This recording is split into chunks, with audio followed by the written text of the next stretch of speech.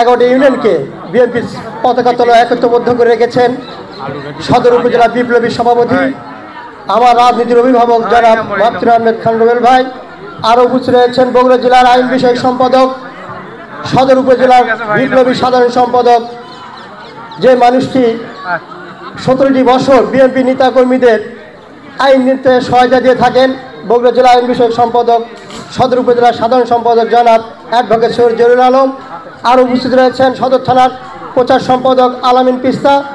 আরও উপস্থিত রয়েছেন অর্থ এলাকার সর্বোচ্চের বিএনপির পোলা নেতাকর্মী। সবাইকে জানাই আমার সদর থানা বিএনপির পক্ষ থেকে অগ্রিম ঈদের শুভেচ্ছা, ঈদ মোবারক ও ব্যক্তিগতভাবে জানাই সালাম, আসসালামু আলাইকুম।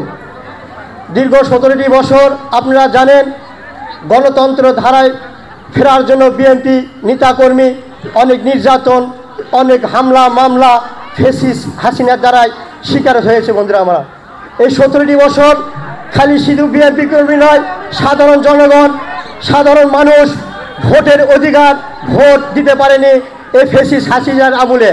কারণ রাতের বেলায় ভোট, দিনের ভোট রাতেই করে নিয়েছে ফেসিস হাসিনা সরকার।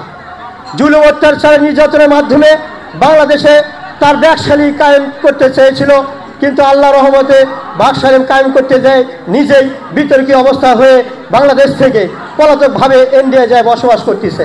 তাই আসুন আগামী জাতীয় নির্বাচন, উপজেলা নির্বাচন এবং স্থানীয় নির্বাচন ডিসেম্বরে যেই আন্দোলনে ভোটের নির্বাচনে জাতীয়বাদী দল বিএনপি ডাক দিচ্ছে, সবাই আমরা একত্রতা পোষণ করে আমরা বিএনপি নেতাকর্মী সাবাদ জনতা সবাই একত্রভাবে বাংলাদেশ জাতীয়বাদী দলকে ভোট দিয়ে জয়যুক্ত করব, এই উদাত্ত আহ্বান রেখে আমি আমার সংক্ষিপ্ত কথা বলা শেষ করলাম।